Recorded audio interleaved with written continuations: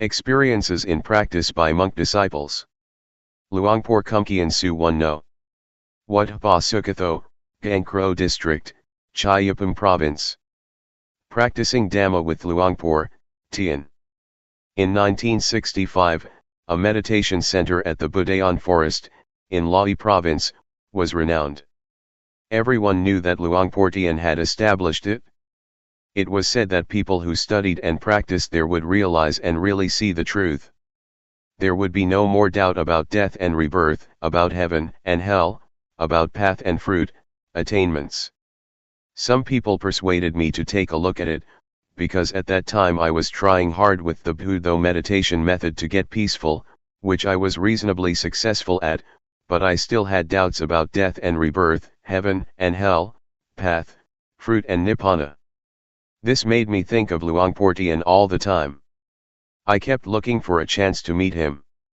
Before Luangpor Buntum, who is a relative of mine, ordained, we had talked together about meditation. When he ordained, he went to practice with Luangpor Teean, beginning on 1966. At that time, I hadn't ordained yet. I had the opportunity to practice the Dhamma with him at the Budayan Forest in Lae. He taught the rhythmic meditation and walking meditation. At that time, I didn't like the rhythmic meditation very much. I was used to practicing Buddha, to sit still, and I was able to make the mind peaceful quickly. But Luangpor taught not to go for peacefulness. He taught to be aware all the time, to know the movements while doing the rhythmic meditation and not to get caught up in peacefulness. It was opposite to the method that I had been doing. Sometimes, I didn't feel like doing it. There was lots of resistance in the mind. Luangpor explained and showed me how to do it. The things he would talk about, his knowledge, I didn't have yet, I couldn't do it yet. Luangpor said to throw away my knowledge and my way of practicing, this produced misgivings. Sometimes he talked in a challenging way, saying, "How much money did you get a month, when you were working?" I answered, "At least 1,000 baht." "All right," said Luangpor Teean, "you come here to practice Dhamma, to do the rhythmic meditation and to do walking meditation in order to be aware. If you don't get any knowledge, if there is no change in your mind, different from before, I will give you 1,000 baht as compensation. But you have to really practice and follow my instructions completely." That's what he said to me. Maybe he saw that I had a lot of views. In the end I decided to do it. I had come already and I'd try it out. I tried to go against my original feeling. I determined to practice the rhythmic meditation to give rise to Sati Sampajanya. When one builds up awareness, awareness is what one gets. I practiced continuously. When thought would arise, I would be aware of it and come back to the dynamic meditation. When peace arose, I would be aware of it, I wouldn't be caught up in the peacefulness. I knew the body and mind more clearly. There was more Sati Sampajanya. I could keep up with the movements of the body and I could keep up with the mind thinking. Wisdom knowledge arose, I knew Rupanama, I knew the body and the mind according to reality, in levels within the basic stage of materiality mentality. There was a shift in the mind, different from before. Doubt disappeared. I understood the difference between tranquility meditation and insight meditation. About 60% of my suffering was gone. I felt very confident in Luangpor Teean's teaching. My previous knowledge just melted away. I used to study magic and superstition. I saw that that was just convention. The rites and rituals that I used to perform I could give up, just like that. I felt confident in what I was doing. I understood what merit and evil are. I understood about heaven and hell. I understood religion and Buddhism. It was as if I was carrying 100 kilos and 60 kilos dropped off me when wisdom knowledge arose. Practicing only that much and I felt so much lighter. What would happen if I were to practice some more? I really had a lot of confidence in this method of using movements in order to develop awareness. Luangpor pointed out the levels of practice. He said, "This is just the basic stage of meditation. Don't get attached to it and think you've got a lot of knowledge, there is still much more.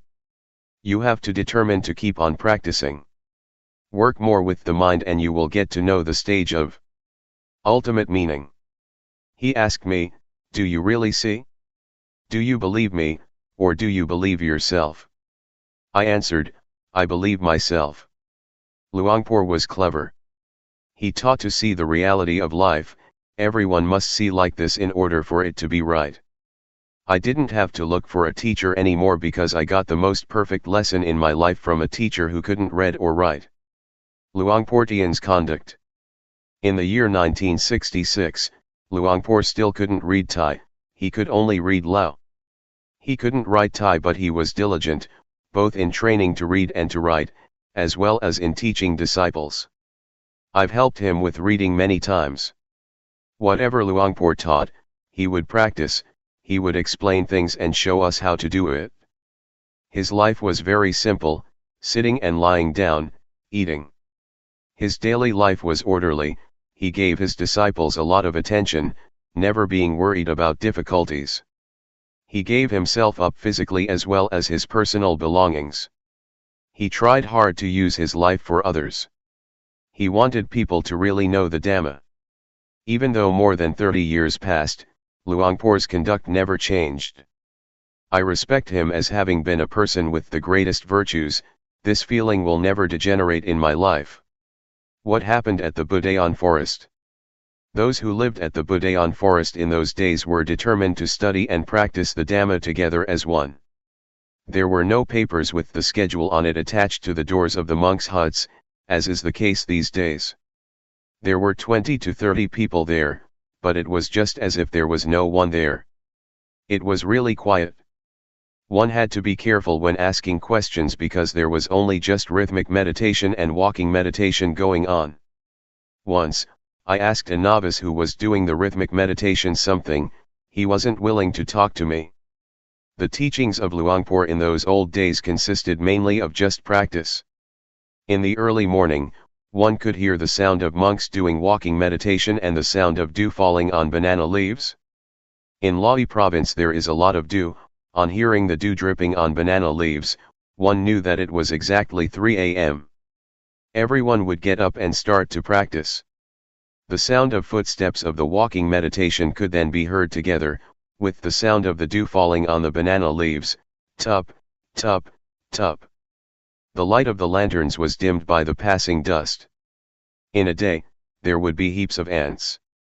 I got the taste of the Dhamma that arose from developing awareness.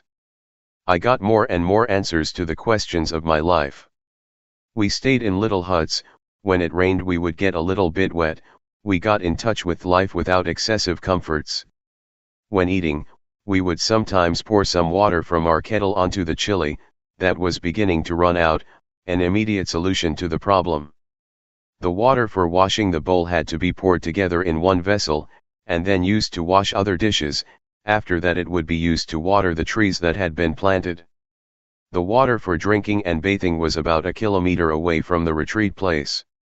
When going to bathe, one had to find some container to put water in and carry it back. One had to fully look after oneself. The young monks, on seeing the old monks carrying cans of water back to their huts, would carry it for them. Poverty made us use life in an orderly way without shrinking back. We were not afraid of difficulties. Sometimes, I would save the plastic bags that lay people would wrap food in, to fix up the leaking roof. I put forth steady effort and was very enthusiastic. The walking meditation path glistened from our walking so much. The wood in the hut where I would sit was marked from one sitting a lot in the same spot. As I was doing the rhythmic meditation or the walking meditation, It felt as though there was only just this one person in the world, no division into this and that. It would run counter to one's feelings to get an invitation from lay people, to eat at their house and perform certain ceremonies. One would think about his walking path and miss the seat in one's hut. Those places provided a meditator with peace and coolness, and gave him a sense of dignity. One would feel proud of doing walking meditation and of the times that one would develop awareness, by practicing the rhythmic meditation. This kind of work is something that gives one honor in life. One doesn't become fed up with it. Some days, while doing the rhythmic meditation in the hut, Luangpor would come by. I could remember the sound of his footsteps. "Are you here?"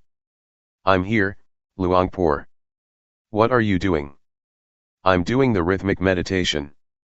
"Do you see outside as well as inside?" "I don't see outside, I only see what is inside." "What do you do to see outside?" "I open the door." "All right, then open the door." When I opened the door, Luangpor told me, "Make sure you see outside as well as inside, don't only just see outside or only just inside. Keep the mind in the middle."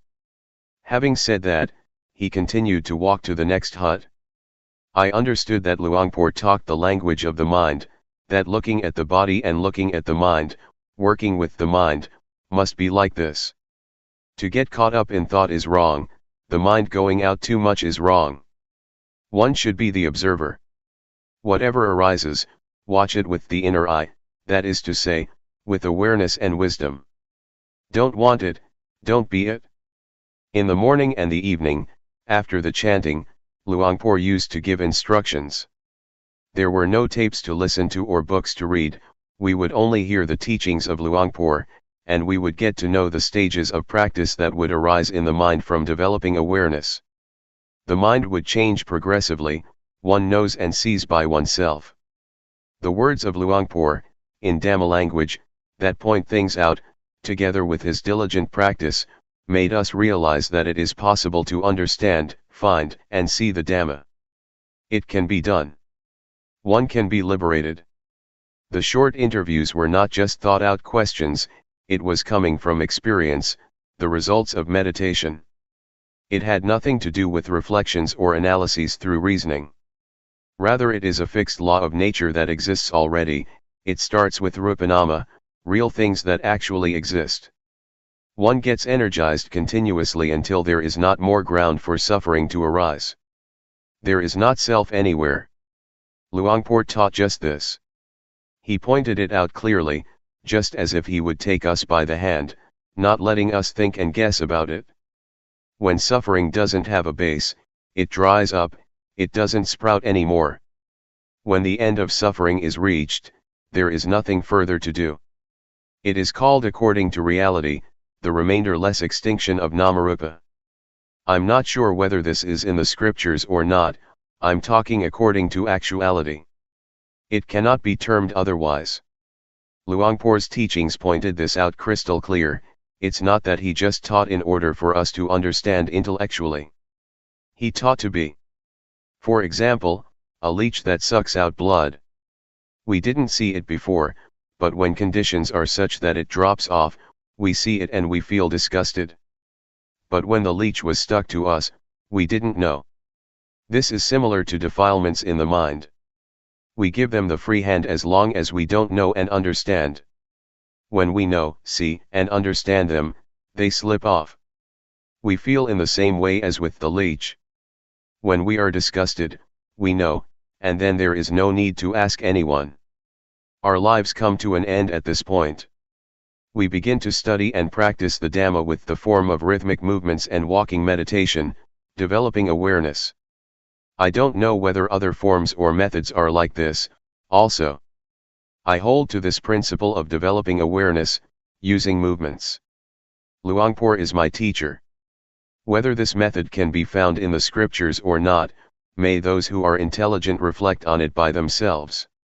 What I've been writing so far is only just a small part, there is still much more, but it is not appropriate to say too much at this time.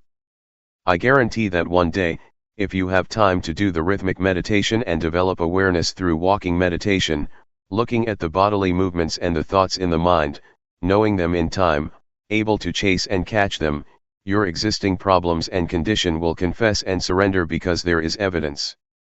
Those things will no longer harm you. You will become free. Life will be deathless, beyond birth, old age, sickness and death. The teachings of Luangpor spread gradually and continuously, until they reached the capital and went abroad. As long as there are human beings on this planet, of whatever nationality, if one studies one will find it just the same. I invite you to go ahead and study, whether you can read and write or not is not important. When Luangpor was very sick, he still kept teaching. He really dedicated his life to others. At the time that Luangpor had not yet ordained, he tried his best to let everyone see what he had discovered. I have spent a rains retreat at his home village. The old people there, as well as the young, told me about it. Not only that, but I've seen small well-built huts, 20 or 30 of them, built with his own money, so that people could practice. Also the food, which he would take care of by himself. When Luangpor was still a layman, he was rich and held a good position. He was an important trader in Chiang Khon district, Lae province. He had a big steamboat to take goods along the Mekong River.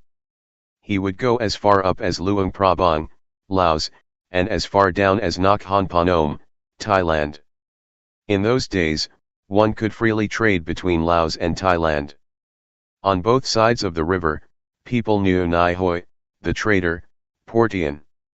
His real name was not Teean, it was Pun, but it was a tradition of people around there to call people according to their firstborn child. People thought it offensive to call someone directly by one's name. If we would call him Luangpor Pun, those people would take that to be a lack of respect. When Luangpor was a layman, many people respected and obeyed him. He was the headman of the village, and he used to be the leader in merit-making ceremonies. He offered enough money to build a whole temple. There are many things about him that haven't been mentioned. I don't mean to boast with these things. He was just an ordinary person like us, but he was someone who was able to discover the truth in this time and age. We should take him as our example. Before practicing with Luangpor, he would say that he used to make merit, ordained, performed the robe offering ceremony, built a ceremonial hall and did everything that is considered meritorious, but he didn't get to know the Dhamma that way. This made me think, hey, I didn't do as many meritorious things as Luangpor, I probably don't have a chance to know and see the Dhamma. But, in fact, it is not like that. Rich people as well as poor people can know, if one really practices and experiences bare and full awareness for a long enough period. Luangpor has been insisting on this all the way through. He challenged everyone and encouraged them to try it out and verify it for themselves. I would like to say that the reason I am a disciple of Luangpor is not because of his biography, not because of his external behavior, not because of hearing his words, or because of what people said about him. But it was because I tried out the method of developing awareness by using movements, and many results followed, until, in the end, there was nothing left of the word suffering. This was because of practicing according to Luangpor Teean's method. It is his teaching. To say that it is the method that the Buddha teaches is not incorrect. I'm not praising Luangpor Teean. I'm not bragging. I'm talking about what is practical, what is possible, what can be done in this lifetime. One doesn't have to wait for death, everyone can do it, can have it, can be it. Luangpor Teean is my teacher. I have followed everything he taught me, rhythmic and walking meditation, in order to generate awareness, to see the movements of the body with awareness, and to see thoughts in the mind with awareness, and to be the watcher of these two natural phenomena. Awareness and realization are the inner eye, they are the witness to the body and the mind, until one sees these two natural phenomena, and one gets the insight that they are only just material and mental things. They are not any self, they are just nature. Having seen it, one really knows that they are just rupa and nama, one knows how to deal with them and the problem is finished. One is beyond them. Next, Luangpor teaches to look at the suffering that is associated with rupa and nama. We look at materiality first, which is rupa dhamma.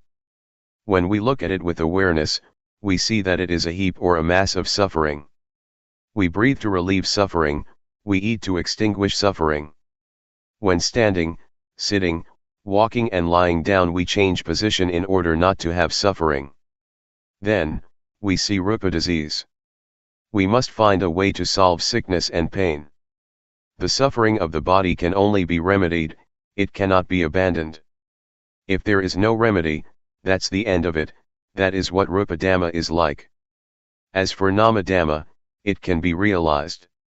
We watch the states of the mind, just as if we're sitting in a room that has windows, whatever arises, we see immediately.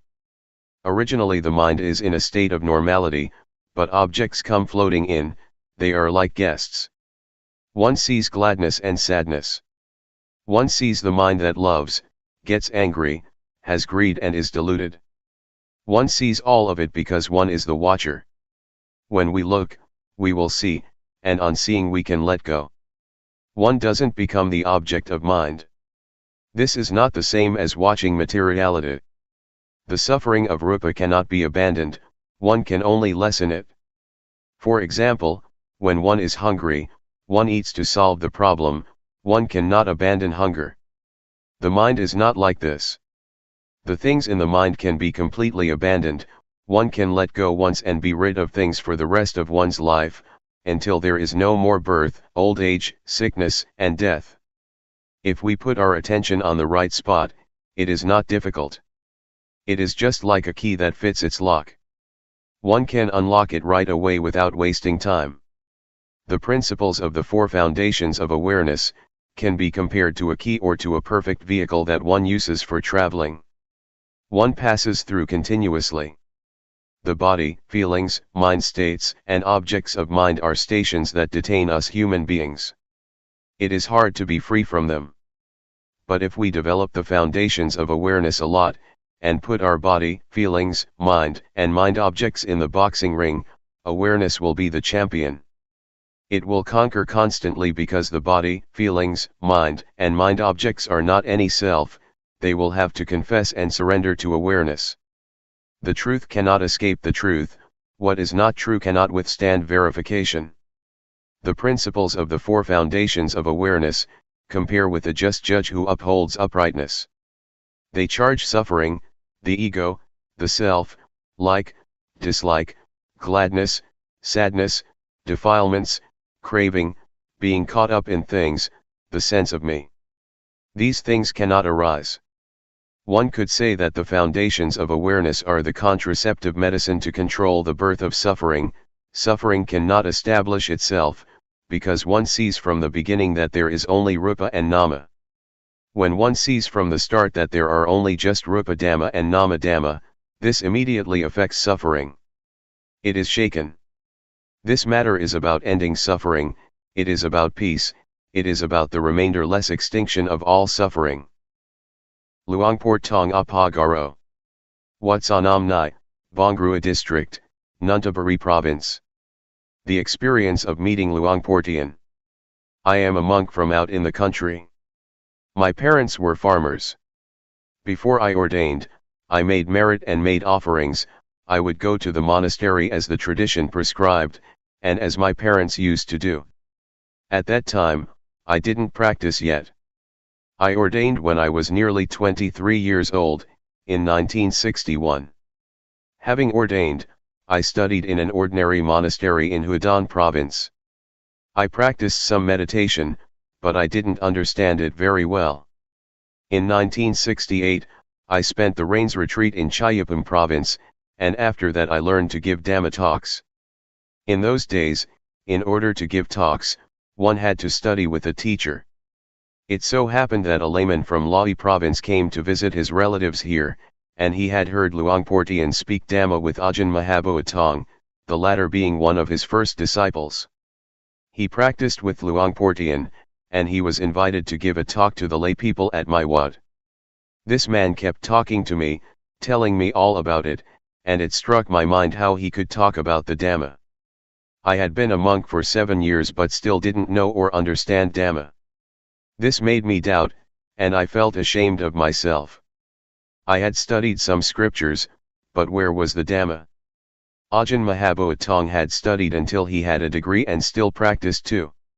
Where is the Dhamma to be found? If I stayed to be a monk for many years, when I gave a talk there might be meditation monks present, and then I would be embarrassed. So I thought to myself, this year I have to go and practice the Dhamma, I have to go and study the Dhamma with Luangpor Teean to know and understand. As for learning how to give talks, it could wait. At that time, I was imagining that one would probably get psychic powers from practicing meditation, and that one would be able to dive into the earth, become invisible, disappear and those kinds of things, because that is what I had read in books. It is said that one could get the divine eye and ear, and I thought that it really was like that. That would be great. So I decided to find a teacher. I had very high expectations, they pushed me onward. I went to see Luangpor Teean at the Budayan forest in Lae province. I arrived in the evening and asked to see Luangpor, but he had gone to his home village to open a meditation retreat there. I wanted to go after him. At that time, I had very strong confidence in Luangpor. I wanted to see what Luangpor Teean looked like. However, the monks told me to spend the night there first, and the next day they would take me to him. I agreed. I had a talk with Ajahn Mahabhotang but I was still thinking that I wanted to see Luangpor Teean. The next morning we set out to find Luangpor Teean at Bohom village. We arrived around 10 o'clock in the morning. I paid my respects to him, and he asked me, "Where do you come from?" I told him that I ordained at my home village in Udon Thani province and that I had been studying for 7 years. I told him about my doubts and that I wanted to practice the Dhamma with him. He didn't say much. He asked, "Are you really interested?" I said yes. He asked, "Are you going to practice sincerely?" I said yes. He said, "Practicing Dhamma is easy. There is no need for ceremonies and rituals." I liked that. I had already decided that if he told me to recite rising falling, I wouldn't do it, because I found it was embarrassing. But he was talking about practicing in a simple way, being at ease, using movements. No need to close the eyes while sitting, raising the hand, lowering the hand, making movements. Hey, that sounds simple. He showed me how to do it, and I followed him. When I was able to do it, he let me do it by myself. I felt a bit embarrassed at first. I am someone who easily feels ashamed. He told me to stay alone in a hut. I practiced alone at Bohom village for as long as 15 days, but I still didn't understand. After that, I practiced at the Budayan forest for about a month. Luangpor came to see me every day, 2 or 3 times. He would ask me with a few words about whether I understood or not. I didn't. Later on, one day, after the chanting, I sat chatting with Luangpor and Ajahn Mahabhotang. I told him that I would probably not understand if I practice like this. I had been ordained for 7 years and still didn't know, still didn't understand. Luangpor asked me if I understood Rupanama yet. No. I asked Luangpor if I could practice intensively for a while, which means not to go for the chanting, not to go on alms round and just practice by myself in my hut. Would Luangpor allow me to do that? Luangpor said, nobody has ever done that before. He thought and talked for a while and then agreed. It was decided. As for the food, it was up to Luangpor to tell a layman to bring it over to the hut. I practiced intensively for about a week and I understood, it was just basic understanding. At first I didn't see Rupanama, but later I did, I understood. Altogether, it took me about a month. Now I understood the meaning of ordination, even though I had been a monk for 7 years. I didn't know before, I just studied from books. Before, I just shaved my head and wore the brown robe without understanding anything about the way of life of a monk. Understanding arose as I was doing the rhythmic meditation, raising the hand, I was aware and knowledge arose. I knew without anyone telling me. What I knew, I had never heard and had never read in any book. Knowledge and understanding arose by itself. I saw Rupa and Nama. I saw Rupa Dhamma and Nama Dhamma, I saw Rupa disease and Nama disease, I saw convention. I saw impermanence, instability, and non-selfhood. I saw evil and merit. I saw religion and Buddhism. I saw until the end. I knew all this in an instant. This is the basic stage. I knew this after having practiced intensively for 7 days, but altogether I had been practicing exactly 1 month. I knew Rupanama. I knew many things. It was the knowledge that comes from the defilements due to insight, it is the knowledge of analytical knowledge. Luangpor had a way of teaching, but I didn't know it. Even while doing walking meditation, there were things in my mind. I was thinking about my father. I have been an orphan since I was 5 or 6 years old. My mother looked after me. I thought about my father. He was someone who didn't know anything. He didn't know why he was born, he didn't know and see himself. But I couldn't help him. I could only do something about myself. The next morning, Luangpor told me to stop the intensive practice. He was afraid others would want to follow my example. It would not be fair if he didn't allow others to do it also, if they asked to do so. That's what he said. No one had done this before, one would just practice continuously, working at the same time. There was no intensive practice. He told me to stop, so I stopped. Yet in my mind, I still wanted to continue practicing alone. But out of respect, I stopped. Whatever he said, one had to follow it. When I was first practicing, he didn't let me look at thought, until I had stopped for 4 or 5 days. At that time, I threw myself into it. It was powerful, I was caught up in analytical knowledge and joy. I was bold, I wanted to be alone. I was not afraid to have a Dhamma discussion with anyone, no matter how many degrees he might have. I knew the matter of materiality mentality well. I had never experienced something like this in my life. This is the way it is. The Buddha teaches what it means to be a monk. Even though one has ordained and studied, if one doesn't practice this, if one doesn't know and understand like this, it can be taken that one hasn't ordained as a Buddhist monk. Before, when studying the scriptures, I thought that it was just a matter of the past in India. Luangpor asked me, when it is like this, can you go back home? I said, I can, I'm confident to speak with the teacher. My teacher had been a monk for over 10 years and had studied the Pali language, he was a preceptor and the head monk of the vicinity. He had a lot of theoretical knowledge. Luangpor wanted me to go and teach. I felt that there was something unfinished. At that time, I had only just started. Why did Luangpor say that? I guess he had a reason for it. Luangpor wanted me to talk with my parents and relatives, he wanted me to talk with them about my experience. That's how it was in the old days, but now he has changed to another style. But I'm not like other people, others Luangpor would urge on. At that time, I had ordained exactly 7 years. Venerable Mahabodhi Tong was one of the first disciples, later Ajahn Kumkian, Ajahn Buntum and Ajahn Somai came, they followed each other closely. After this, Luangpor had me look at thought.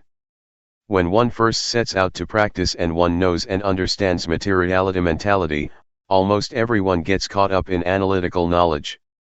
Some people experience strong feelings of rapture, others don't. Luangpor didn't let them watch thought, if that was the case, instead he had them do work. Others he just let be. But he said not to be interested in thought, just let it go. The mind was thinking all sorts of good things and ideas, about the future as well as the past, thinking about teaching people, but Luangpor said not to follow it. He said to let the thoughts cool down, let them come to rest. Luangpor taught with a kind of psychology, he had a way to watch people's minds, to watch those who came to practice. He would ask, "How are you? Is your mind good or not? Is there something in your mind or not? Is your mind in its original state or not?" When the mind was in its original state, just like there was nothing there, not knowing or seeing anything at all, he would tell that person to watch thought. The Buddha was enlightened because he worked with the mind. To watch the mind with awareness, one has to look right here. Luangpor advised to look at this place. He said, "No thought and let it go."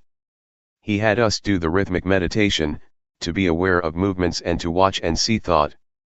That's about all he said, and then he would vanish. I watched thought for 9 days and I saw objective matter, ultimate meaning, and changing conditions. It was in the evening that I saw it. There was a change in my mind. When I saw Rupanama there was another kind of change, but on seeing ultimate meaning, there was another change. I felt very confident at this point. I realized that I was a noble one. Being a noble one is to be found right here. It is not to do with shaving the head or wearing brown robes. I saw that it was right here. Luangpor taught whoever came to practice to look at the mind, to watch the various thoughts. When there is a change in the mind, everyone should know and see it. This was his method of teaching. He would ask the practitioners what they saw and understood. We would inform him that we knew or understood ultimate meaning or whatever it was.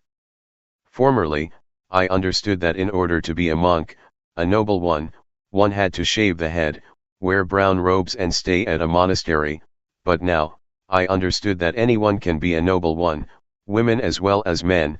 One can wear clothes of whatever color, one can have any nationality, speak whatever language or uphold any religion. This was not yet clear when I knew Rupanama. I understood it but not yet clearly, but on seeing ultimate meaning, awareness was more clear and I saw things that were more refined. I looked at thought until I understood ultimate meaning and various other things. Luangpor advised me to watch thought and to cross over to ultimate meaning. Another change took place. I saw greed, hatred, and delusion, and after that there were more changes. I understood and saw in stages. I understood sickness and death, heaven and hell, evil and merit. But I didn't know in the same way that Luangpor knew. Luangpor knew in stages, but my understanding was different. It wasn't long before the mind changed a third time, and it changed completely. I saw greed, hatred, and delusion at the same time as objective matter, ultimate meaning and changing conditions. After that there were insights continuously. I saw virtue, I saw sensuality, etc., until I knew everything. I understood what the Buddha taught. I practiced alone and didn't talk with anyone. One day, Luangpor gave a talk. He spoke all the way from the beginning of practice. I listened to what he said. I thought, hey, that's exactly what I've experienced and seen. When the talk was over, I went over to talk with him. We just talked very briefly. Since that day, for me, whatever someone may say or teach, I am completely confident that the method that I practiced with Luangpor, the method that Luangpor teaches, is a shortcut, is a straight way of practice, is a method that has nothing to do with ceremonies and rituals. The paths, fruits and nibbana, that we are doubting about, that we're searching for, that we're trying to attain, have nothing to do with studying. One can study or not study. It is another thing altogether. I really am confident about it.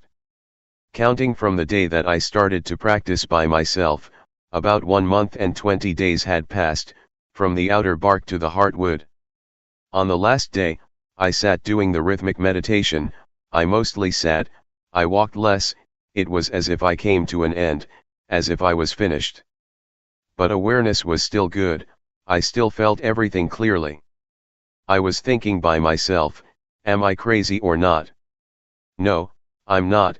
The eyes still see, the ears still hear, and I still know coming and going. I'm not crazy. Why is it like this? At that time, I didn't know yet. But when I knew, I realized, this is not wrong, this is really what the Buddha teaches. I went to talk with Luangpor and informed him that it was like this. He said, birth has ended, being has ended, the practice has finished. Luangpor used to say that, the Buddha cut his hair only once and that the Buddha kills people, but most of us don't understand these comparisons, we don't know what has been cut. But when I experienced it, I knew that things are like this. When I talked with Luangpor, we didn't talk very long, when I knew, he just let me go. During the last stage that I was watching thought, I looked at my mind changing continuously, in periods, in stages. But there must be an object to know, if one knows without an object to know, if one knows absent-mindedly, it shows that it is not right, it is still wrong. There must be an object constantly, one has to see constantly. I completely understood about the training in virtue, the higher training in virtue, the higher training of the mind and the higher training in wisdom. I knew all of it. But I cannot speak in the same way that Luangpor did. The way he used to talk was that things have to be like this and like that, but what I saw was more like an immediate liberation. Luangpor has another style. It goes in stages. My way is different. Altogether there were 5 shifts in the mind, it happened very quickly. With the last one, I knew the state of arising passing that Luangpor used to talk about. They say, the eye sees a form, it arises and passes. One hears, it arises and passes. Something comes in contact with the body, it arises and passes. This is what's in the scriptures, anyone can say it, but this has nothing to do with the state of arising passing. It is something different. I can really guarantee this method. At this time, with Luangpor having passed away, I can insist that the principles of the method that Luangpor teaches are right. If one really practices, one will get results, regardless of who it is, one can be ordained or not be ordained, it is not connected with having accumulated virtuous qualities in the past. It doesn't depend on anything. This is something different altogether. That's the way it is. Practicing intensively in order to be aware, these are just words. One keeps to oneself, one doesn't talk with anyone, one is alone in one's hut, practicing awareness will become more continuous. This is external practice that people can see, but if the internal awareness is continuous, then, even though one doesn't stay alone, it is also intensive practice. But it is difficult, it is not easy to be constantly aware all the time. But if one can do it, it is intensive practice. Some people can do it without difficulty, wherever one may be. Among 100 people, there may be 1 or 10 who can do it like that. At first, it is quite hard though, one cannot yet catch the awareness, and there are a lot of thoughts. Awareness can't stand up to the thinking, there is only little awareness. But when practicing for a long period of time, the awareness gradually increases. But at first, one sometimes feels disheartened, awareness arises with difficulty. When I first practiced with Luangpor, I sometimes did some walking outside the hut, but, later, when I practiced intensively by myself, I mostly was inside the hut and didn't go outside. I used the posture of sitting more than the posture of walking. One day, as I was sitting, practicing awareness, making movements in the sitting position, for one moment it was just as if things happened very fast, it was as though it happened in a flash, like a flash of lightning. To use Luangpor's expression, it was like a blink of the eye or a snap of the fingers. At that time, it was as if there was something heavy and I threw it off. I felt light. I knew I was light because I had never experienced this before. I felt that something was different. But there was awareness. It didn't go anywhere. I knew that there was lightness. Awareness was stable all the way through, even while being asleep, I knew. When awareness is perfected, dreams during sleep will become less or they might stop altogether. Ordinarily we think a lot, but when we develop awareness, thought becomes less and less. In the scriptures, it is said that noble ones, or those with awareness and wisdom, don't dream. This is talking according to the books. In the daytime we think and at night we dream. One knows one is dreaming, it is similar to thinking. One knows, sees, and understands it, and so one knows at the time that one is dreaming. Developing awareness through making movements with the hands, if we find that it is not convenient to do so, we can be aware of other movements such as blinking the eyes, breathing, or whatever. Awareness can be practiced in many ways, it is universal, it can be applied to our duties and our work. But what is important is to know at that moment, knowing within oneself. We make a movement or we take hold of something. Know what you are doing. There must be one point or other to know, without having a focus somewhere, we can't catch awareness. The knowing is the most important. If we are aware of some part of the body, we will automatically know other parts that are moving because they are connected. If there is awareness within, one knows while working. It is like turning on the light, suddenly there is brightness. It works at the same time. It connects. Just like a tightrope. When it is cut, everything jerks. We should train our minds to be with awareness and watch our thoughts. Never mind if the mind thinks. It is not that we try to stop thinking. Go ahead and let it think. But look at it. We are just the observer. Observe it continuously and let it go. Trying to train like this, one will make gradual progress, until one reaches that point. All things arise from a cause, things pass because the cause is no longer there, that is what monks teach. But we don't know what the cause is.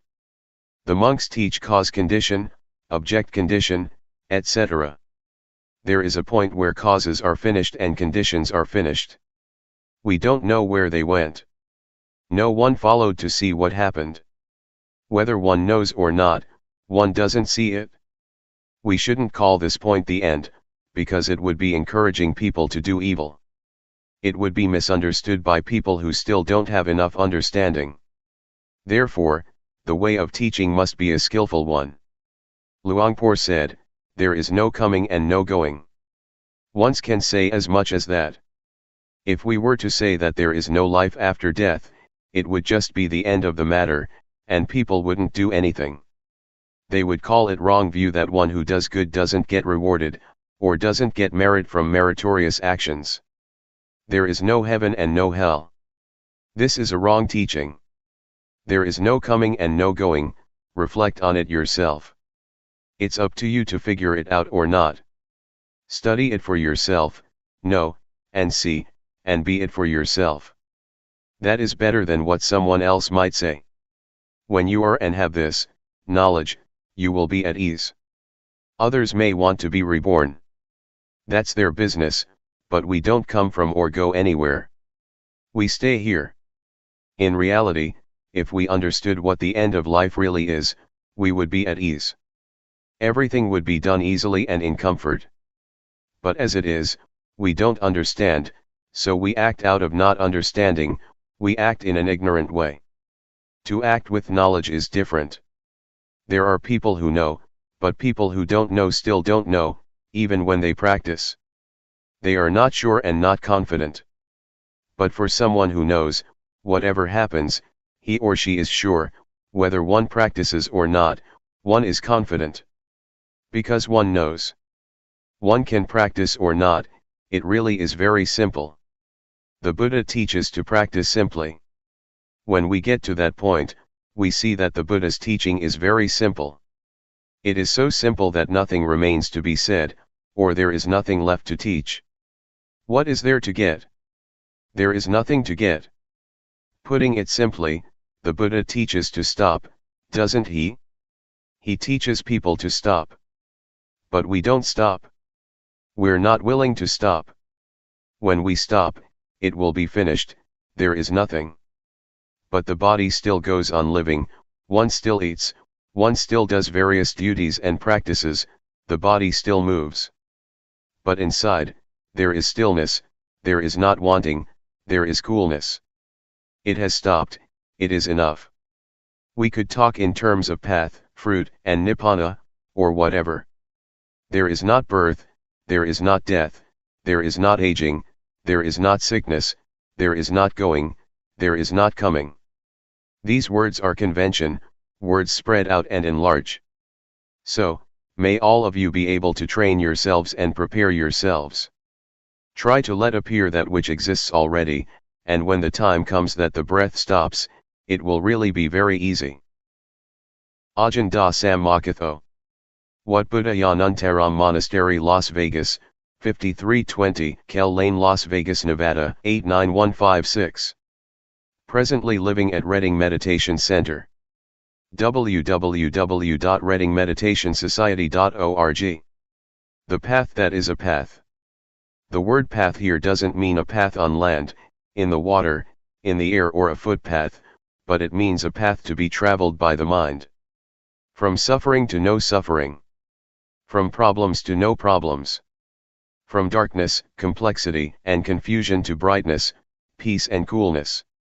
The Buddha is only the one who pointed out the way, Akatha Aro the Takatha.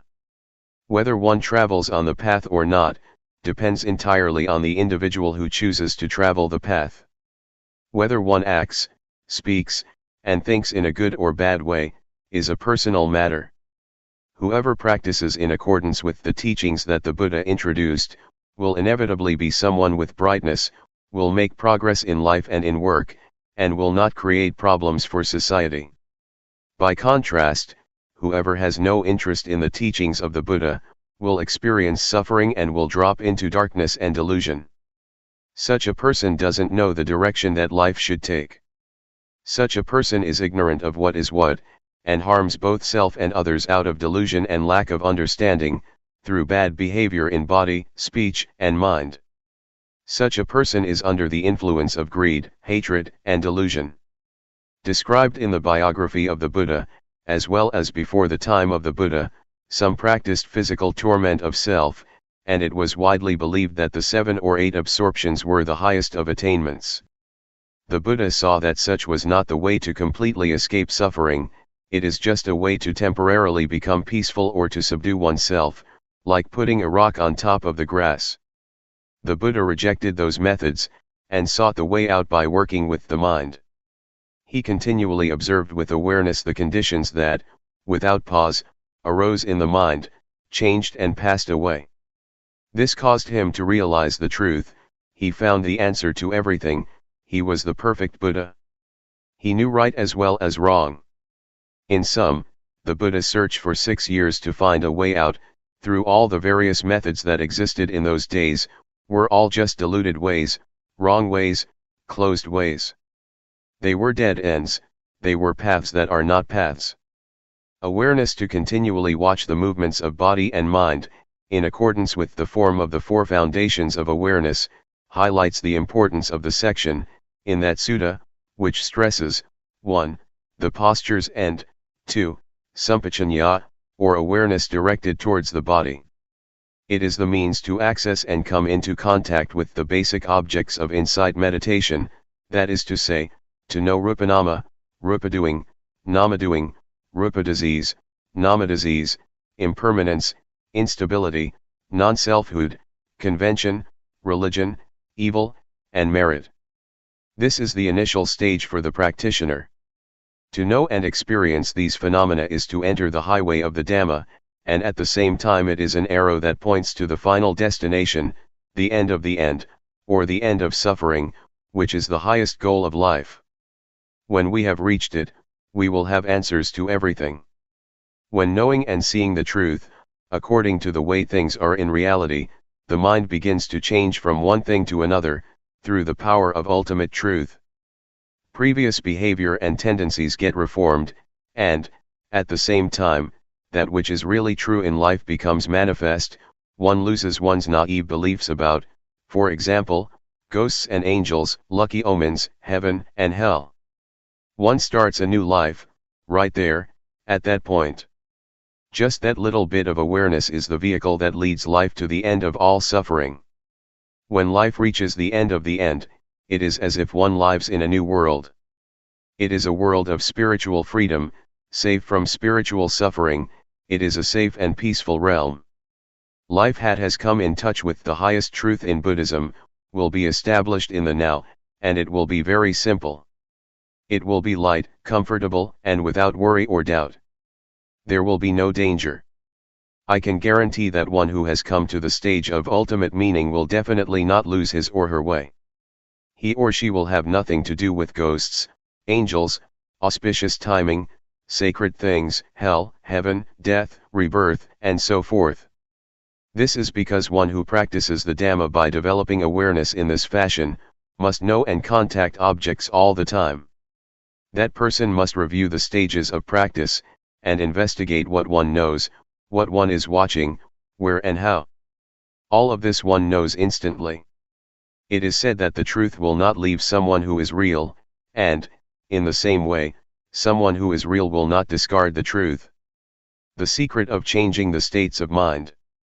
Take this little feeling, this awareness, as the starting point. Know when a thought pops up in the mind.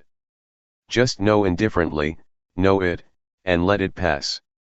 There is not need to pull the mind back, and do not let the thought pull you away. Awareness does its duty of watching by itself. When awareness keeps a close and careful watch, the observer and the observed are separated things, and one doesn't get entangled in thought. There will only be pure awareness in the present. At the moment that there is not greed, hatred, or delusion mixed up with the feeling, one will automatically know from deep within the mind that, a change in the mind has clearly taken place. And in the end, that small awareness will have become, a hidden power, in each and every posture. We know Luangpor Teean from meeting and talking with him, from reading his books, from what others have said about him and from practicing. But I know him as the one who gave me a new life. The principles for conducting one's life in a simple, light, and comfortable way, without worry, were passed on to me from experience gained, when I was close to Luangpor, continuously and for a long period of time. I have spent 6 rains retreats with him. I used to think, in those days, that I would stick with him forever. To get a new life is like reliving life anew, or one could say that it is dying and being born again. Dying before death, being born again, my being born in the Dhamma, approaches now its 15th year. At present, life is in its teenage stage in the Dhamma. I'm not much attached to places or people. I feel that my experiences of life are very little. It's not yet enough, but as far as practice goes, it is sufficient. I know what to do, and I don't suffer. Let me go back a bit. Formerly, when I went to see Luangpor Teean, I thought I would dedicate myself to him, whatever he would advise I would determine to do, as a lesson or an experiment. I determined this because, I had strong determination and an aspiration to prove myself according to his principles, and I was confident that this way that I had chosen was the last way out. With such determination, opposing views, opinions, and thoughts were erased altogether. I had no doubts, I had no problem at all. When I started to practice with determination, fully and continuously, by being aware of standing, sitting, walking, lying down, bending, stretching, moving, blinking, breathing, swallowing saliva, leaning to the right and the left, raising and lowering the head, eating, drinking, going to the toilet, dressing, and so forth for 3 days, I was aware and completely awake. Awareness was purely in the present, there was no past or future. Materiality and mentality appeared clearly and cut off doubt. I saw Rupa as Rupa, and Nama as Nama. On seeing it, doubts disappeared. I won't talk about my personal knowledge, but I'll say something directly about the principles, that are the technique of practice. To practice intensively, alone in one's room, is a wonderful opportunity for someone who is seeking a way out for oneself, and it presents an opportunity, for those who are keen on this way of practice, for those who are real, and for those who are genuinely determined, and who practice sincerely, to really prove this style of practice. One can choose this solitary practice for either 7 days, 15 days, 3 months, 1 year, or 3 years. Those who volunteer to practice can choose according to what is suitable for oneself. One should stay alone and keep silent in one's hut or whatever place it may be. A monk or teacher would advise one in developing awareness and could be consulted. He or she is a friend to help the practitioner to really go for it, without having to do anything else. Just to work with the mind, to observe oneself, to be with oneself. To be determined to just watch over the movements of body and mind, all the time. Not to read books, not to receive or write letters, to be cut off from the external world temporarily, just for the time that one is practicing intensively. Every day, someone would bring food over once or twice a day, depending on what one agrees on with the teacher. The teacher, who is like a good friend, would pay close attention to the practitioner, and advise or warn him or her when necessary. Things can be discussed with the teacher, and problems or obstacles can be overcome that way. When one practices, results will appear by themselves.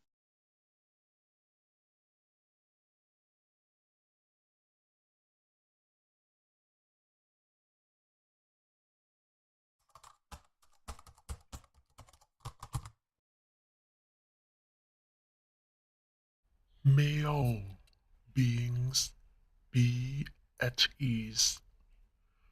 Whatever living beings there may be,